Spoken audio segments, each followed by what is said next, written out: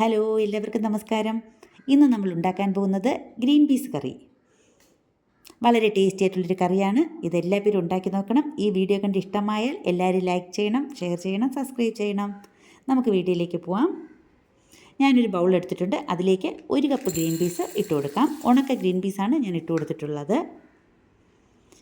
ഇനി ഇതിലേക്ക് നമുക്ക് വെള്ളം ഒഴിച്ചു കൊടുക്കണം. വെള്ളം ഒഴിച്ച് ഒരു 6-7 മണിക്കൂർ നേരം ഒന്ന് കുതിർക്കാൻ വെക്കണം.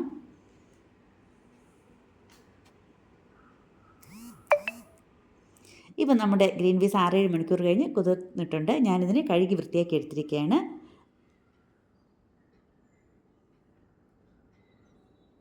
ഇനി ഇതൊരു കുക്കറിലേക്ക് ഇട്ട് കൊടുക്കണം.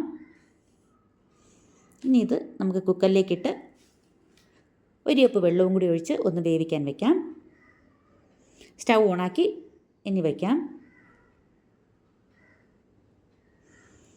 ഒരു 6-7 വിസിൽ വരുന്നത് വരെ ഇതൊന്ന് വേവട്ടെ. 6-7 വിസിൽ വന്നതിന് ശേഷം വെന്തില്ലെങ്കിൽ പിന്നീട് ഒരു 2 വിസിലും കൂടി നമുക്കത് കേൾപ്പിച്ച് കൊടുക്കാം. ഇതവിടെ ഇരുന്ന് വേവട്ടെ. നമുക്കൊരു പാൻ അടുപ്പത്ത് വയ്ക്കാം. ഇതിലേക്ക് കുറച്ച് ഓയിൽ ഒഴിച്ച് കൊടുക്കാം.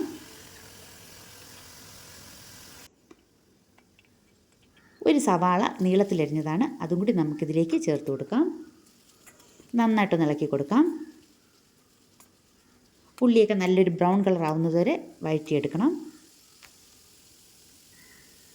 സ്റ്റൗ മീഡിയത്തിലാക്കിയതിന് ശേഷം ഇടയ്ക്കിടയ്ക്ക് ഒന്ന് ഇളക്കി കൊടുത്താൽ മതി.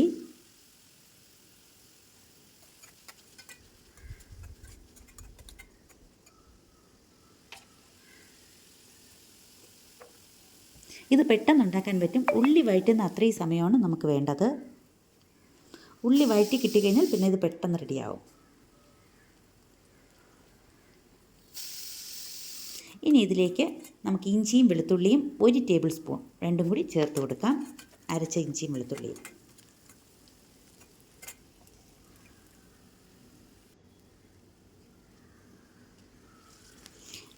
അതും കൂടി ചേർത്ത് നമുക്ക് നന്നായിട്ടൊന്ന് വഴറ്റി കൊടുക്കാം.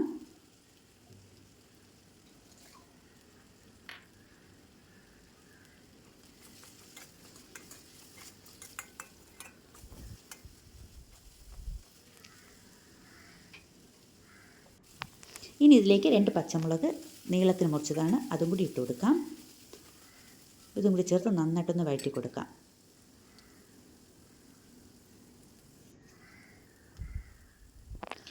ഒരു ടീസ്പൂൺ ഉപ്പും കൂടി ചേർത്ത് കൊടുക്കാം. നമ്മൾ ഗ്രീൻ പീസിൽ ഉപ്പ് ചേർത്തിട്ടില്ല, അതുകൊണ്ടാണ് ഉള്ളിയിൽ 1 ടീസ്പൂൺ ഇപ്പോൾ ചേർത്ത് കൊടുത്തത്. ഇതും കൂടി ചേർത്ത് നമുക്ക് നന്നായിട്ടൊന്ന് വഴറ്റി കൊടുക്കാം. ഇപ്പോൾ നമ്മുടെ ഉള്ളിയുടെ കളറൊക്കെ ഏകദേശം മാറി വന്നിട്ടുണ്ട്.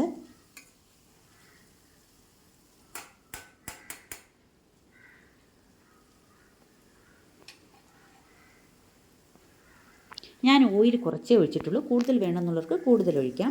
ഇനി ഇതിലേക്ക് ഒരു തക്കാളി ചെറുതായിട്ട് മുറിച്ചത് അതും കൂടി ഇട്ട് നന്നായിട്ടൊന്ന് വഴറ്റി കൊടുക്കാം. തക്കാളി ഒന്ന് വെന്ത് കിട്ടണം. വെന്ത് നല്ലതുപോലെ ഒന്ന് ആവണം. ഇപ്പം നമ്മുടെ ഗ്രീൻ പീസ് വെന്തോ നോക്കാം. നമ്മുടെ ഗ്രീൻ പീസ് വെന്തിട്ടുണ്ട്. അത് മാറ്റി വയ്ക്കാം. നമ്മുടെ തക്കാളിയൊക്കെ അങ്ങനെ വെന്ത് ഉടഞ്ഞ് വരുന്നുണ്ട്. നല്ലതുപോലെ ഒന്ന് വെന്തുടഞ്ഞ് എണ്ണ തെളിയട്ടെ.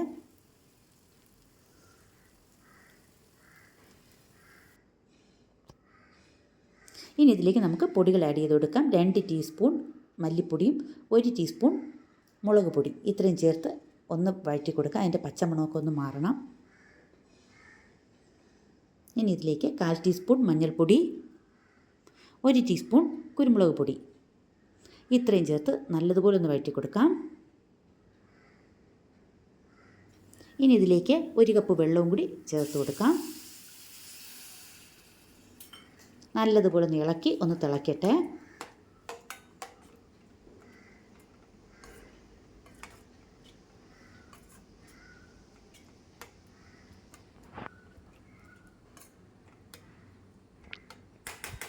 നല്ലതുപോലെ ഒന്ന് തിളച്ച് വരണം.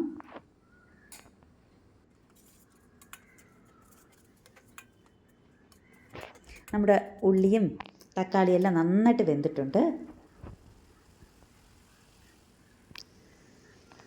ഇനി ഇതിലേക്ക് വേവിച്ച് വെച്ചിരിക്കുന്ന ഗ്രീൻ പീസ് ഇട്ട് കൊടുക്കാം. ഈ ഗ്രീൻ പീസിൽ വേണമെങ്കിൽ നമുക്ക് ഉരുളക്കിഴങ്ങും കൂടെ നേരത്തെ ചേർത്ത് കൊടുക്കാം.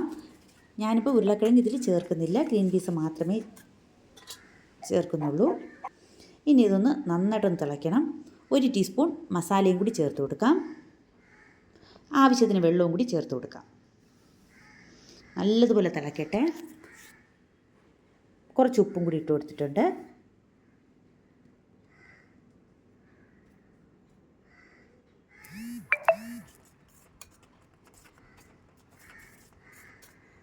ഇതിന് കുറച്ച് നേരം അവിടെ ഇരുന്ന് നന്നായിട്ടൊന്ന് വെന്ത് കുറുകി വരട്ടെ.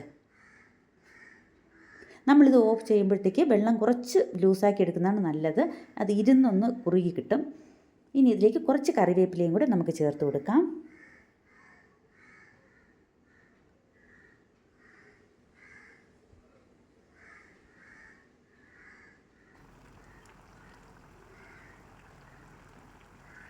ഇപ്പം നമ്മുടെ ഗ്രീൻ പീസ് കറി റെഡി ആയിട്ടുണ്ട്. ഞാനിതിൽ മല്ലിയിലയൊന്നും ചേർക്കുന്നില്ല. ഇനി നമുക്കതൊരു പാത്രത്തിലേക്ക് മാറ്റാം. ഇങ്ങനെ വളരെ ടേസ്റ്റി ആയിട്ടുള്ള ഗ്രീൻ പീസ് കറി റെഡി ആയിട്ടുണ്ട്. ഇത് ചപ്പാത്തി, അപ്പം, ഇവയോടൊപ്പം എല്ലാം കഴിക്കാം. ഇത് ഇഷ്ടമായ ലൈക്ക് ചെയ്യണം, ഷെയർ ചെയ്യണം, സബ്സ്ക്രൈബ് ചെയ്യണം. താങ്ക്